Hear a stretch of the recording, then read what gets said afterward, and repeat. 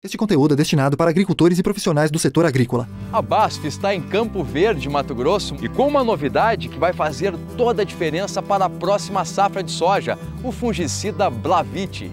Ensaios que a gente conduz na propriedade mostram perdas de até 12, 13 sacos com a mancha-alvo. O Alexandre comprovou na prática a eficiência do Blavit contra a mancha-alvo e também a ferrugem asiática. Ele me garante com que eu consiga ter o máximo de potencial produtivo para aquilo que a gente investiu em adubação, em nutrição, em genética, e me sinto plenamente seguro com relação ao resultado que vou obter e inclusive a recomendar para outros produtores. Com uma barreira dupla contra os fungos, ele reúne em uma só ferramenta uma composição inovadora. Ele, esse ano, é o carro-chefe de toda a minha produção. Blavit, conveniência é se preocupar menos e produzir mais. BASF. We create chemistry.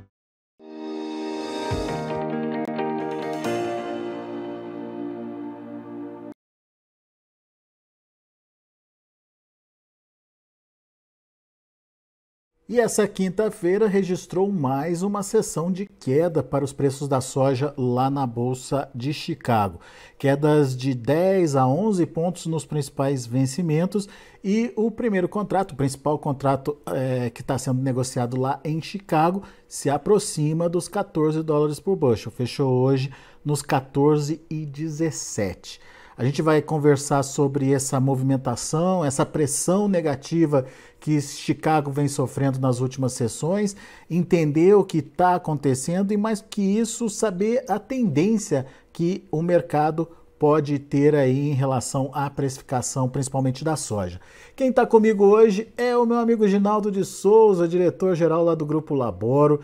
Está aqui já na tela conosco. Seja bem-vindo, viu, Ginaldo? Obrigado mais uma vez por estar aqui com a gente, nos ajudar a entender essa movimentação, começando por Chicago, Ginaldo. Mais uma sessão negativa por lá, 12 pontos, o mercado atualizou agora aqui para mim, 12 pontos de queda nos principais vencimentos. O que aconteceu, Ginaldo? Por que o mercado está tão negativo? Se hoje, por exemplo, tinham fundamentos positivos aí para os preços, né? Por exemplo, as vendas lá nos Estados Unidos. É verdade, Alex. Boa tarde a todos vocês, boa tarde, amigos, clientes da Laboro. Meu cordial boa tarde a todos. O mercado mostrou aí uma pressão até certo ponto violenta nos últimos 3 pregões. Eu diria que os fundamentos não foram levados em consideração. Claro que nós tivemos aí a assinatura do contrato entre russos, ONU e todo o pessoal da Ucrânia para a renovação do acordo por mais 4 meses do corredor de exportação de grãos ucranianos. Isso foi algo muito bom, porque nós tivemos durante a semana aquele ataque, os preços explodiram, depois desmentiram aquela história toda do míssil que caiu na Polônia, matou 2 pessoas, morreram 2, né? Então, tudo isso aí, depois, no dia seguinte, o mercado abafou, levou um tombo e veio vindo. Muito bem. O que eu quero dizer com isso? Quero dizer que aquilo lá, o acordo em si que foi assinado ontem, acabou pesando e hoje nós vimos os preços do trigo se aproximando aí dos $8. Nós achamos que esse preço de $8 para o trigo, no momento, considerando oferta e demanda, esse preço é um preço relativamente barato, mas também a soja foi a grande sofredora, vamos dizer, nesses últimos dias. Ontem nós tivemos, por exemplo, vendas semanais vendas extras de milho, trigo, vendas excepcionais muito boas para o trigo, para o milho, e a soja caiu porque não teve vendas para a soja, levou todo aquele tombo de ontem.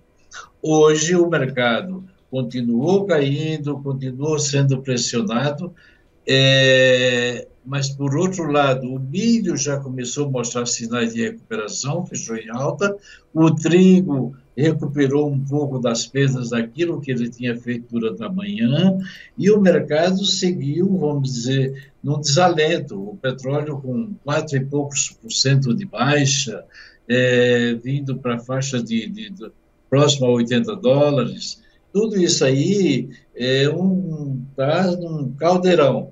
Mas eu diria para você que os fundamentos para a soja, eles são fundamentos bons. A demanda mostrou, essa venda de hoje, as vendas semanais de 3.030.000 toneladas, era para ter colocado o mercado para cima. E o mercado não foi.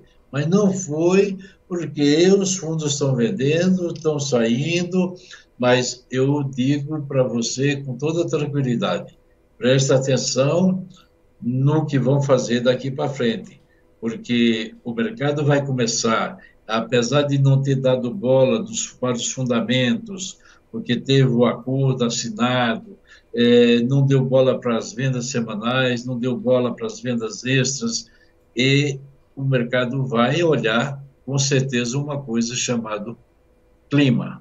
E o clima, nós estamos cada vez mais próximo de dizer definitivamente. O Laninha está instalado, está com 1,1, 1,2 abaixo do nível normal, nas águas equatoriais do Pacífico, e o clima que se apresenta na tela é um clima que você deixa muito a desejar.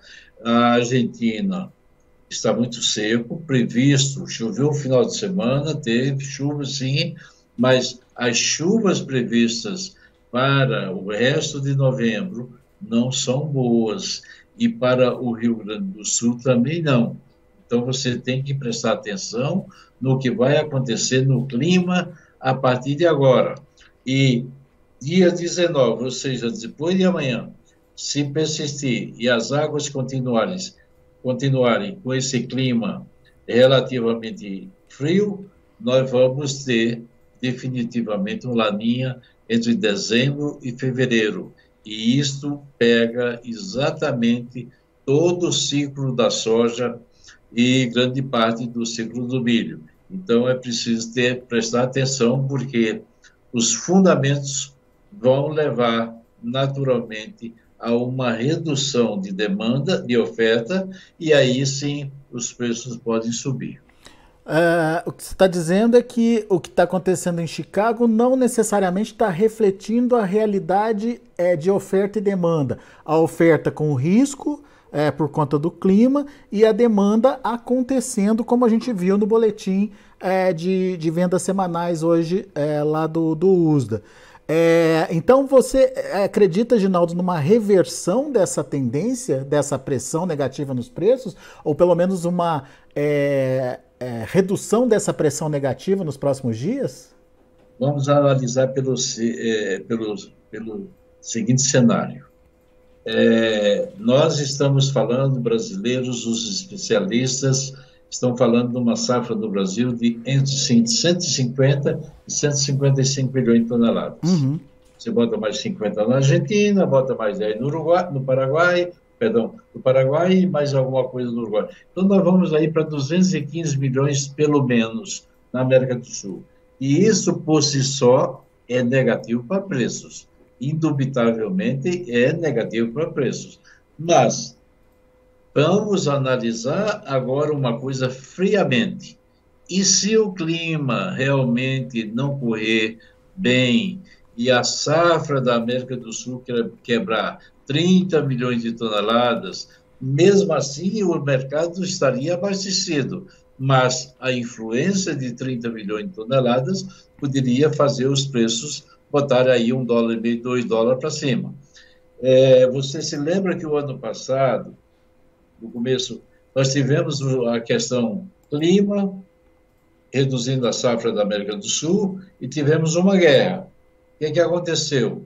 O mercado, ano passado, nessa mesma época, estava $2 abaixo de onde está hoje Chicago. ele saiu de 12 e pouco, foi para 17 e pouco. Nesse momento está 14 e pouco, e para onde ele vai, se o clima realmente trouxer uma anomalia que possa afetar a safra? Ele vai voltar naturalmente para esses níveis de 16, 17. Agora, falando nisso em relação à quebra, porque se você olhar a posição que o Brasil, que todos nós estávamos trabalhando aí com 215 milhões de toneladas na América do Sul, é para que esse número é negativo e traria preços abaixo de 12 dólares. Então, nós temos um cenário mostrando uma coisa, mas a possibilidade de mudar o cenário mostrando outra coisa. O cenário de hoje, com a safra cheia no Brasil, é de soja a 12 dólares daí para baixo. O outro cenário, que eu estou falando agora, desse clima que se configurando e trazendo uma quebra de 25, 30 milhões de toneladas na América do Sul, vai botar preços lá em cima de novo. Então, é uma coisa para se prestar atenção.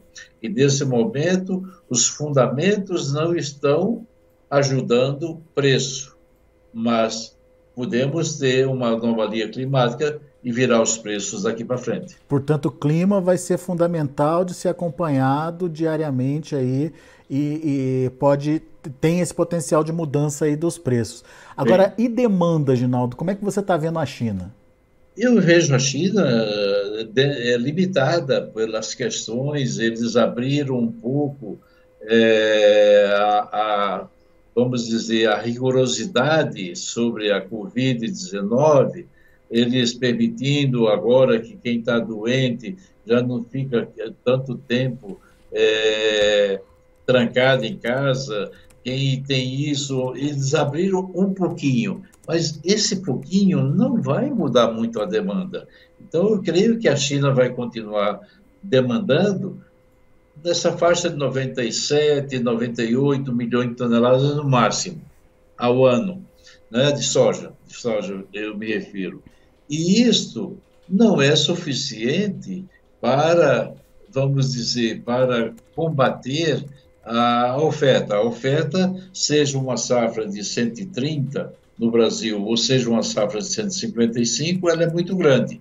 Mas nós vamos ter, evidentemente, um número na cabeça e dizer 155 é 11 dólares e meio abaixo de 12 dólares, vamos dizer assim.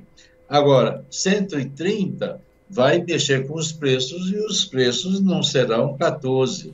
Nós temos uma resistência aí entre 14,80 e 15 para o contrato março, e isso vai ser rompido tranquilamente se o clima continuar mostrando essa anomalia que está aí e tudo indica que vai ficar por um bom período. Então, gente, principalmente o produtor brasileiro tem que ficar alerta, tem que ficar tranquilo, porque o mercado tem duas mãos. O mercado tem tudo para cair com a safra de 150, 155, mas com a safra de 130, como está se desenhando aí, que poderíamos ter uma quebra na safra, o mercado tem que reagir, e vai reagir até um certo ponto, é claro, porque a demanda também é limitada lá na frente. Muito bem. Ficou perfeita a sua explicação, a gente entendeu. Agora tem um outro fator que está jogando aí bastante com a precificação da soja aqui no Brasil, que é o dólar, Ginaldo. O mercado bastante tenso nos últimos dias, dólar subindo, enfim. Hoje a gente chegou a ver dólar trabalhando perto aí dos 5,50. Isso. Perdeu um pouquinho de força agora no final dos negócios, fechando ou caminhando para um fechamento perto dos 5,40. Ainda assim, é um movimento de alta que vem se seguindo aí nos últimos dias. Como é que isso influencia na precificação aqui no Brasil e também lá em Chicago? Muito bem. Foi oportuno você tocar, porque eu já ia falar sobre isso também. Nós temos tido, inclusive, hoje um dos fatores que limitou, vamos dizer, que colocou baixa no contrato de soja foi, naturalmente, o dólar 5,50. Nós temos aí que levar em consideração que mesmo você trabalhando com um produto que é em dólar, nós temos visto isso no café, nós temos visto isso na soja e outros produtos. O dólar sobe demais, significa que o produtor brasileiro está recebendo mais reais por uma saca de soja e isso ajuda a pressionar a soja. Foi o que aconteceu hoje, inclusive. Eu diria para você que o cenário do dólar, na minha visão, é de alta. Nós temos aí um quadro tenso entre o que está acontecendo em termos de política, em termos de considerações, poderes diferentes, né? E isso vai está se atritando cada vez mais, está se agravando, e podemos ter um desfecho aí talvez não muito favorável. Então, em função disso, pelas próprias palavras do candidato, vamos dizer, eleito, presidente, ter falado de gastos de teto, romper, uma série de outras coisas que a política de tirar de quem tem para dar para quem não tem, tudo isso aí gerou um desconforto muito grande e naturalmente, o dólar e as bolsas refletiram, caíram as bolsas, subiu o dólar. E também nós temos, para você ter uma ideia, o próprio dólar lá fora, que caiu de 110, 111 e veio para 105, 106, que deveria ter ajudado as commodities, não conseguiu ajudar. Por quê? Porque nós estávamos numa pressão grande, tendo o dólar lá fora caindo e o dólar aqui subindo.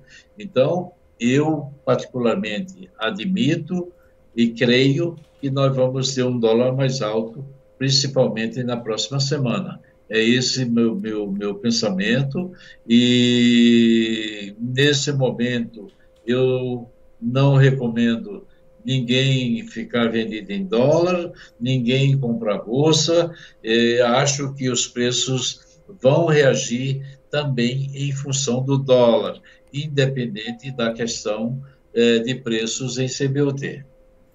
Muito bem, até porque o dólar, que poderia ser uma oportunidade para quem exporta, acaba sendo compensado pela queda de Chicago, né? Em reais, a soja brasileira ganha com dólar, mas perde com Chicago, né, Ginaldo? E tem muita movimentação em real? Tem muita mudança de preço em real, não?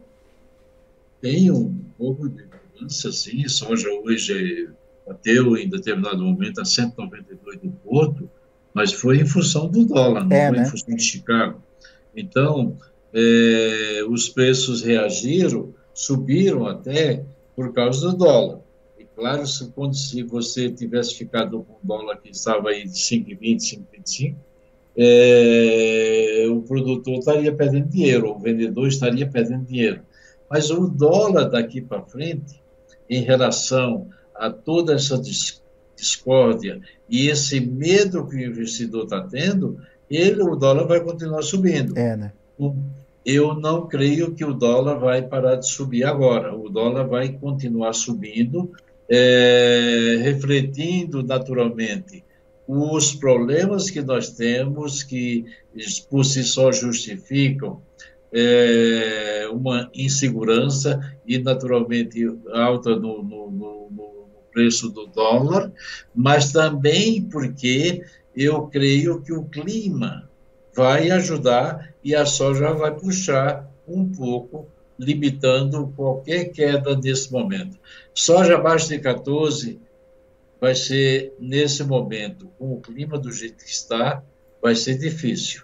Agora, o dólar vai inibir também as altas, as grandes altas em CBOT, o dólar aqui em relação ao real. Isso não tenha dúvida. Né? Muito bem.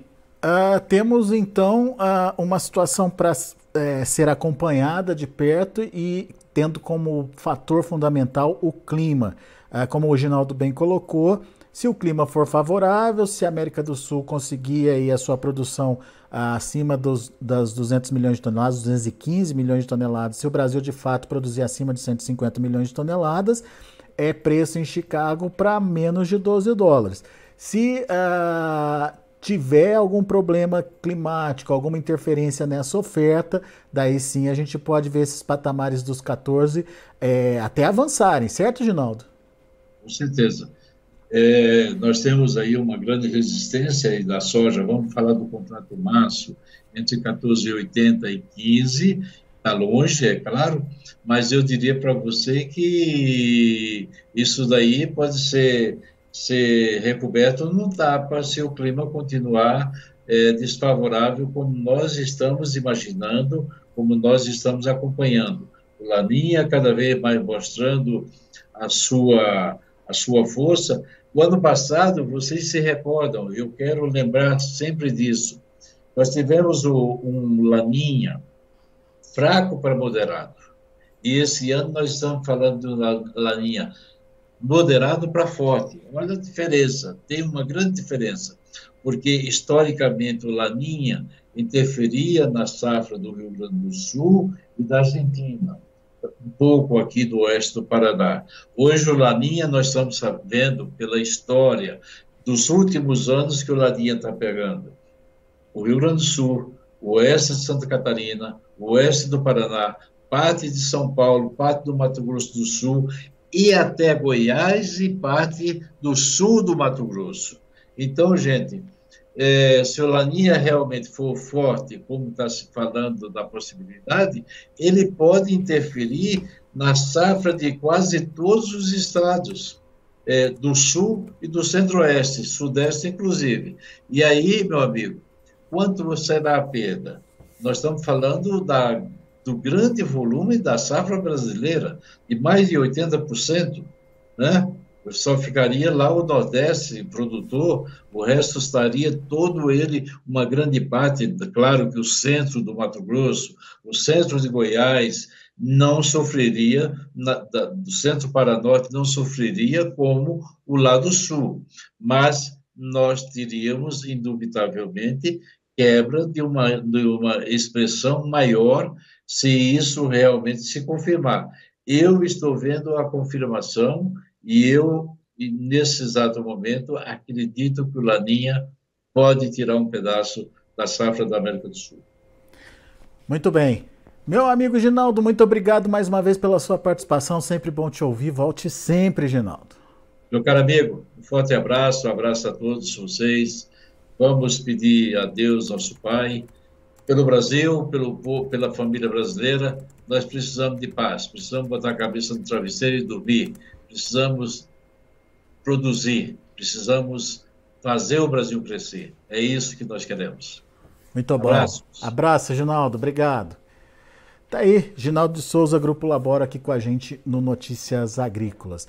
Vamos aos preços, vamos ver como estão os negócios lá na Bolsa de Chicago. De olho na tela, janeiro, $14,17 por bushel, queda de 12 pontos mais 25. Março, 14,22, queda de 12 pontos e meio. Maio, $14,28 por bushel, 12,25 de queda. E julho, $14,30 por bushel, recuando 12 pontos.